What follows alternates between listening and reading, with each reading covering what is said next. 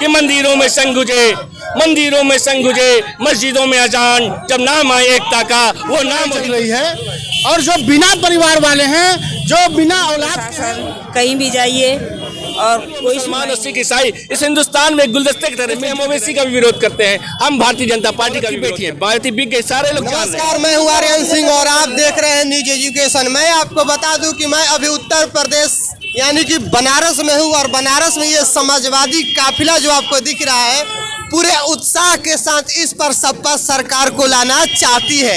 अपने दावों पर कहां तक सच पड़ रही है, इसको देखने के लिए आप लोग लगातार न्यूज एजुकेशन को फॉलो करते रहे। अभी मैं बात करूंगा, सर आपका परिचय।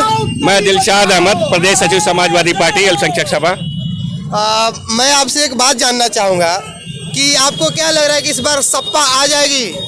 आज जिस तरीके का माहौल है, उत्तर प्रदेश का गांव, गरीब, किसान, नौजवान और बुनकर बुरी तरीके से इस वर्तमान सरकार से त्रस्त है। जनता खुद चाहती है कि अखिलेश यादव जी की सरकार, समाजवादी पार्टी सरकार उत्तर प्रदेश में बने और निश्चित रूप से पूर्ण बहुमत की सरकार समाजवादी पार्टी और उसके गठबंधन की बनने जा रही है। लेकिन भाजपा का लगातार ये दावा है कि 350 पार भाजपा सरकार सपा साफ। भाजपा क्या कहती है?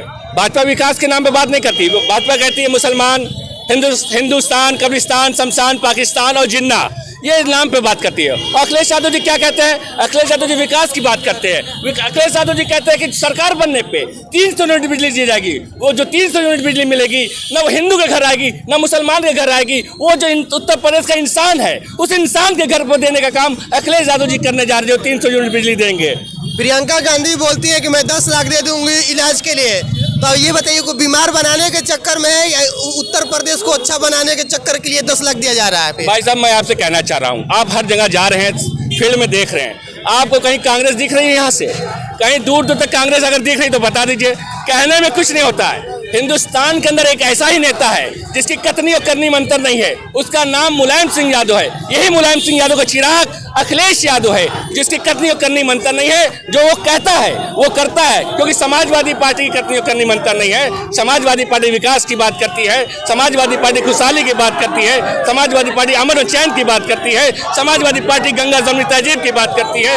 इसीलिए समाजवादी पार्टी के लोग कहते हैं, जो हमारे महबूब नेता कहते हैं कि मंदिरों में संग गुजे, मस्जिदों में अजान, जब नाम आए एकता का वो नाम हिंदुस्तान, वो नाम हिंदुस्तान। ये अखिलेश यादव जी कहते हैं, ये समाजवादी पार्टी कहती है।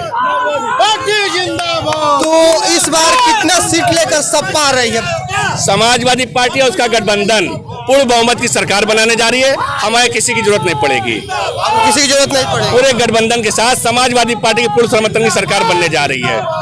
आप बताइए, एक हमेशा आरोप लगते आया है कि ये जो पार्टी है वंशानुगत चलते आ रही है, यानी कि इसमें दूसरा कोई नेता नहीं बन सकता है, चमचा बन सकता है, ऐसा आरोप पार्टी लगाती है। इस पे कहाँ तक आपका सोच है? क्या सहमत इस बात से है आप? देखिए, चूंकि अभी जो लड़ाई चल रही है वो परिवार वालों के बीच लड़ाई चल रही है, और जो बिना परिवार वाले हैं, जो बिना औलाद के हैं, उनकी लड़ाई चल रही है। अब आप बताइए, अगर वो परिवारवादी कहते हैं तो हमारे ही परिवार की बहू अपर्णा यादव को अपने परिवार में ले लिया और समाजवाद को हर जगह उन्होंने पहुंचाने का काम किया है। इसलिए ये जान लीजिए कि आने वाला जो समय है, जनता त्रस्त हो चुकी है इनके झूठे वादों से, इनके खोखले वादों से, इनके खोखले विचारों से। आज बताइए, जो सरसों का तेल 70 रुपए किलो था, आज 200 रुपए किलो बेच रहे हैं। आज जो गैस 400 रुपए का था कल, आज 1000 रुपए का गैस हो गया है। इस तरीके से जनता बिल्कुल त्रस्त हो चुकी है। रेल बिक गया, भेल बिक गया, हवाई जहाज बिक गया। बताइए, कुछ भी देश के लिए नहीं बचा है। इसलिए इस तरीके से जनता पूरे तरीके से पूरी साफ करने के मूड में आ गई है और समाजवादी पार्टी को पूर्ण बहुमत सरकार आने वाली है। आप बताइए कि जिस प्रकार का वादा यहाँ पे किया जा रहा है भाजपा द्वारा, क्या वादों पे खरा उतरेगी भाजपा? जैसा कि आपको महसूस होता होगा, पिछले 5 सालों से भारतीय जनता पार्टी की सरकार उत्तर प्रदेश में रही है और विगत 5 सालों में हिंदुस्तान क्या, उत्तर प्रदेश क्या, हमारे कस्बों, गरीबों, गाँव के हर लोगों से आपने बात की होगी, आपको महसूस हुआ होगा, वहाँ उनकी एक भी योजनाओं का सही तरीके से क्रियाकलाप नहीं हुआ है, ना उनके तक वो योजना का लाभ हुआ है। हमारे समाजवादी पार्टी की योजना महिला पेंशन योजना, जो इतनी अच्छी योजना थी, जिसका कहीं ना कहीं से वर्ल्ड लेवल पे उसका हार्वर्ड यूनिवर्सिटी जैसे संस्थान ने उसका एक उपलब्धि हासिल की हमारे माननीय राष्ट्रीय अध्यक्ष अखिलेश यादव जी ने। तो इस योजनाओं को उन्होंने बंद कर दिया, जो कि घर घर महिलाओं को एक बड़ी योजना के रूप में दिया जाता था। जब इस योजना को बंद कर सकते तो उनके विचारों को आप महसूस कर सकते हैं वो किस विचारधारा से राजनीति करते हैं। वो ना महिलाओं के लिए कुछ करेंगे, ना नौजवानों के लिए कुछ करेंगे, ना गरीबों के लिए करेंगे, ना कुछ किसानों के लिए करेंगे। उसके अलावा पेट्रोल मुफ्त देने की व्यवस्थाएं बनाई है, LPG मुफ्त देने की व्यवस्था बनाई है, तमाम ऐसी योजना बनाई है जो जन जन तक पहुँचेगी और लोगों पेट्रोल LPG सब मुफ्त। पेट्रोल 1-2 लीटर प्रति गाड़ी हर महीने हमारी सरकार में, हमारे मैनिफेस्टो में हमारे अखिलेश जी ने कहा है। हर महीने या हर दिन? हर महीने, हर दिन नहीं, हर महीने हमारे मैनिफेस्टो में है। उसके अलावा समाजवादी सरकार ने ये घोषणा की है कि टेम्पो जो है चालक, 3 व्हीलर चालक में 3 लीटर प्रति माह मुफ्त देने की व्यवस्था की है। लेकिन इस सब पे भारी पड़ जाती है प्रियंका जी। प्रियंका जी बोलती है 10 लाख हम दे देंगे। ऐसा आप महिला हैं, आपसे एक मेरा सवाल रहेगा कि बेटी हूँ लड़ सकती हूँ, ये नारा प्रियंका जी ने दिया है।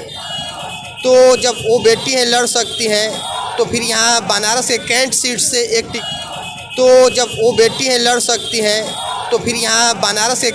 से एक टिकट कटा है रेखा शर्मा जी का।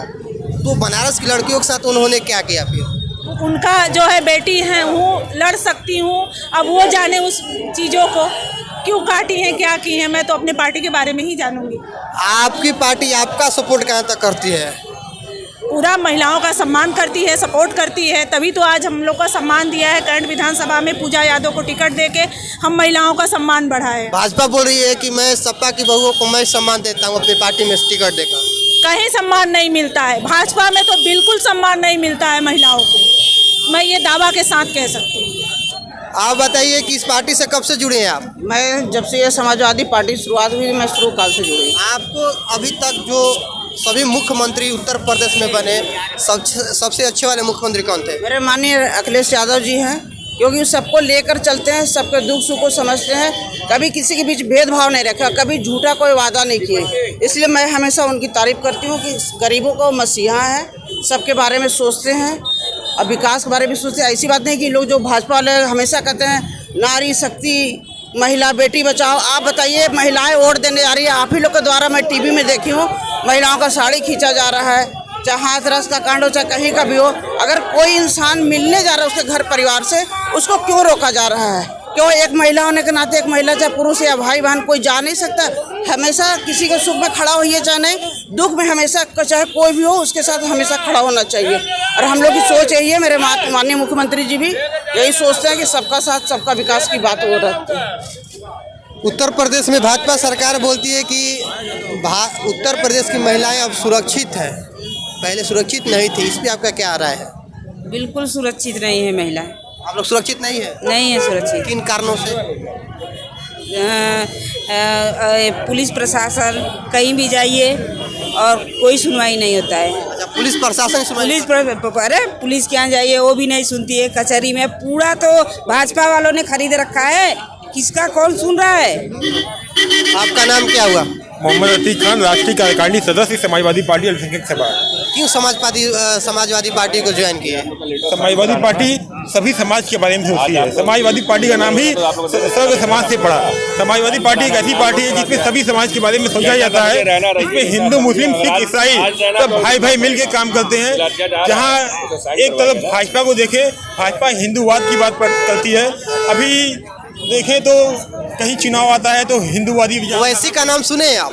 ओवैसी का नाम सुना है। वो भी मुस्लिम वर्ग के लिए बात करते हैं और उनकी भी पार्टी यहाँ पे कार्यरत है, तो फिर आप उनका सपोर्ट क्यों नहीं किए?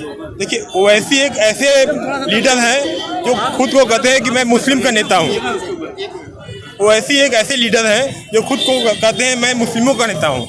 लेकिन यहाँ देश और प्रदेश जो है, यहाँ जो आप ओवैसी और हिंदू और मुसलमान की बात की, ये हिंदुस्तान है। ये हिंदुस्तान जो संविधान से चलेगा, ना हिंदू के नाम से चलेगा ना मुसलमान के हिसाब चलेगा। भारतीय जनता पार्टी हिंदुत्व की बात करती है ओवैसी जी मुस्लिम बात करते हैं, इसलिए हम दोनों का विरोध करते हैं। हम इंसानियत की बात करते हैं, हम मोहब्बत की बात करते हैं। यह हिंदुस्तान का जो संविधान है, डॉक्टर भीमराव अंबेडकर ने जो संविधान को बनाया है, उस संविधान के हिसाब से हिंदू और मुसलमान और सिख ईसाई इस हिंदुस्तान में एक गुलदस्ते की तरह मिलजुल कर रहने का काम करेंगे। इसलिए हम ओवैसी का भी विरोध करते हैं, हम भारतीय जनता पार्टी का भी विरोध करते हैं। जो संविधान का आप बात कर दिए तो खुद को बोलती है कि संविधान का असली कोई रखवाला है तो मायावती है, और मायावती का यहाँ पे क्या वर्चस्व है आप खुद से बता पाएंगे? मायावती दौलत की बेटी है, मायावती बिक गई, सारे लोग जान रहे हैं। आज दलित समाज था या मुस्लिम समाज था जिसके लिए मायावती को मायावती बनाया गया था, आज उनके साथ कोई नहीं है। कहीं ना कहीं मायावती की गलत नीतियाँ थी, उस नीतियों के कारण आज मायावती आपको फील्ड में नहीं दिख रही है। आज मायावती हो, हमारे नेता अखिलेश यादव जी कहते हैं आज अम्बेडकरवादी, समाजवादी और लोहियावादी सब एक हो गए हैं, सब एक होके मिलजुल के एक साथ कदम से कदम बढ़ा के चल रहे हैं, और इसी का नतीजा कि समाजवादी पार्टी सरकार उत्तर प्रदेश में बनने जा रही है, अखिलेश यादव मुख्यमंत्री बनने जा रहे हैं। जैसा कि आप लोगों ने सुना कि जो सपा के कार्यकर्ता हैं पूरे दावे के साथ ये कह रहे हैं कि इस बार अपने दम पे सपा सरकार बनाएगी और अखिलेश जी को पुनः लखनऊ के कुर्सी पे बिठाया जाएगा। तो आप देखते रहे लगातार न्यूज़ एजुकेशन, मैं हूँ आर्यन सिंह।